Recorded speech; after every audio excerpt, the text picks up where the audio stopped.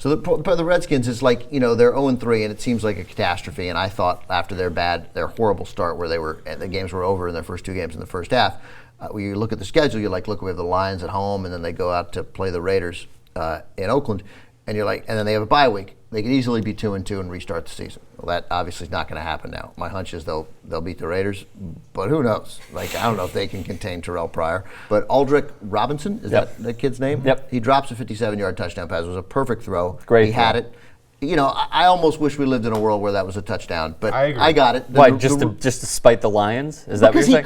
He caught it. Yeah. That's why. I can't stand this constant review of every single catch, and it's happened to Calvin Johnson like 18 times. That's it. Where you catch the ball and you caught it to the naked eye as a catch, and then you use laser beams and satellite footage to find. Oh my God! It touched the blade of grass, not a catch. Sorry. Yeah, it moved. They actually use something called replay, which doesn't have laser beams at all. That ball didn't roll on the ground out of his hands. He had it. It touched the ground. Under the NFL rules, they made the right call. There's no disputing that, but it's a silly call. But technically, the new rule is if the ball hits the ground and it doesn't move at all, then it's a catch. I got it, but if it moves a little and you still basically have it, it should be a touchdown. If it's a catch to the naked eye, it's a catch. Yeah. Okay, so let me ask you, and then we'll get into your Redskins recap. Which is the worst rule, the tuck rule or that you guys were talking about? The tuck rule is the worst. Can I insert a different one? Go ahead. The defenseless receiver rule. Now, it's there for a reason. I like it, but they go overboard. If a receiver gets hit, I can't remember the game yesterday. He got hit directly in the chest with a shoulder pad, dislodged the ball. Suddenly, defenseless receiver rules goes into effect. What are the defensive backs supposed to do? Go after knees? No. Backwards knees for the rest of the season? Yeah, they got to. I saw that play that you're talking about. I don't even think the one I'm thinking about, he didn't dislodge the ball, but they called a helmet hit on a receiver, and he didn't. He lowered the shoulder. He got shoulder pad on shoulder pad, but the head bounced back anyway. So and then a lot of times the offensive player puts his head down to protect himself. So someone who's already moving is supposed to be able to tell what the offensive player is going to do with his head before he hits him where he's already targeting him. It's absolutely you can't control that. There's no way you can control that. Can I throw one more in while we're having this great segment right here? The new rule that they instituted this past offseason where a running back, if you're a runner, it could be a quarterback or a running back or a receiver, what have you, you can't put your head down anymore.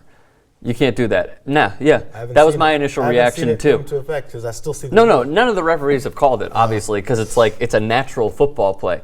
But they now want to penalize running backs who are running downfield for deliberately when they're coming up to make contact for lowering their head before contact. Yeah. But you're not going to change that. I mean, that's going to take 20 years for the kids that are playing football now. You're missing the bigger picture. This league is in trouble, and this is a beginning of a potentially dangerous era for the NFL regarding its ability to sustain itself in the future. The concussions are a serious issue. So they're making every possible and hopefully changing slightly the way they play, where guys will just, in the next generation, they're not going to have those helmets lowered, and they're going to miss some tackles. What was the point you wanted to make about the Redskins? It's just that when Aldrick Robinson doesn't catch that ball on a 50, that would have given the Redskins a 24-17 lead. I, by the way, went out after that to run a quick errand, and I came back, and the Lions were ahead 27-17. I was like, what happened? They scored a touchdown. Steak and milk, I saw them celebrating, right? Yeah. And then RG3 with his dive and the fumble that nobody touched him on, which was the right call. Like a couple of just little things in a game, and the Redskins win, and nobody's talking about how the Redskins are in a disastrous point of view. So, no, they are in a disastrous. I know, but they wouldn't be except for a couple. It's just we got to remember how unbelievably random things are. I totally agree, and we never give enough credit to randomness and luck. In life, especially in sports, and people's legacies and their careers are defined by the bounce of the ball. I mean, just go back to the first 2 Super Bowls that Ben Roethlisberger won. Because he won those, he became a legend in the mind of Jank and a lot of Pittsburgh fans. But he played about as badly as I've ever seen any quarterback play in that Super Bowl against the Seahawks. The Seahawks just completely imploded with drop passes and untimely penalties. And some terrible calls. Yeah, terrible calls. Yeah, not an evenly refereed game. That played worse than Rex Grossman. Yes. So I mean, it's hard to do. No, he has like he went like 9 for 20 with like 100 yards and 2 interceptions or something like that. It was awful. Winner. Yeah. and then San Antonio Holmes makes the most incredible catch. Incredible. A great throw, though. It was It was a good throw. It was Yeah. a very, very good throw. But that catch, I mean, if he tries that catch 100 times, he makes it like 6. Right. Yeah, If he makes that Yeah. same great throw, Yeah. but because it was an incredibly difficult catch, it goes off his fingertips like Yeah. it does for 90% of NFL Or he doesn't receivers. get the toes down. Then Then they lose. Then they lose. Then he's a right. loser. What do you have against Jim Schwartz? Honestly. I think it's Jim Schwartz that I think he's incompetent. And I saw it last year demonstrated clearly. They're 2-1. I like the Lions. I like Detroit. I hope they do well. You this almost became a fan of their team. year. I tried. Yeah, you It tried. didn't really take, but I like the Lions. I like Calvin Johnson. Hard not to like Calvin. Yeah, it's really I like Reggie Bush. I like Joik.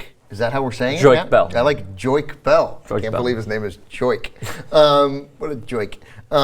And so, but Jim Schwartz yesterday, I mean, so they beat the Redskins 27-20 in Washington, first win since I think since the Grant administration.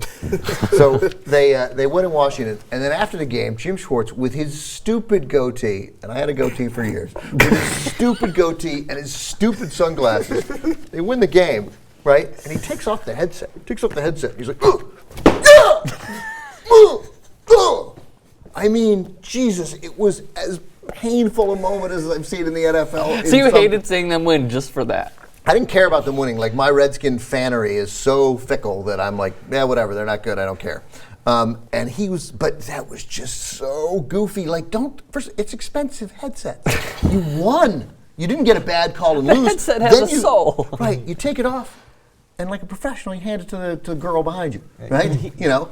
He's an asshole, Jim Schwartz. I think he's an asshole. And he's a fake tough guy. Right, he's a fake, that's a He's fake, a it was fake such a fake tough guy. I'm so tough. Yeah, manly, yeah. And the thing is, the way it's done, it was with 2 hands, so it looked like a petulant 7-year-old It child. did. It looked like a little boy. I think the only thing the Redskins have going for them is if they win next week, if they beat the Raiders next week, but it is on the road, then you're 1-3. The Giants are 0-3. The Eagles are 1-2 and have now played one good half of football. So it may be that this Chip Kelly, oh my God, you were a little premature. Yeah, totally. They're 0-3. And so, look, the Cowboys are 2-1 and looked very good on Sunday and could be 3-0. They could have beaten the Chiefs, but they also should have lost to the Giants. I mean, the Giants turned the ball over 6 times and the Cowboys still barely won that game. Yep. So, I mean, I think that division, this might be a year where that division is won by a team at 8-8. Certainly 9-7 might win it. So if you're 0-3 and all you have to do is go 9-4 down the stretch, you're not totally out of it. You just got to win a couple games. It's not over. It's not over. Again, there was a good assessment of the rest of the division. I'm telling you, you still have the Cowboys. And it was said this morning, the Cowboys are the team to beat. They still have Tony Romo. They've still got Tony Romo.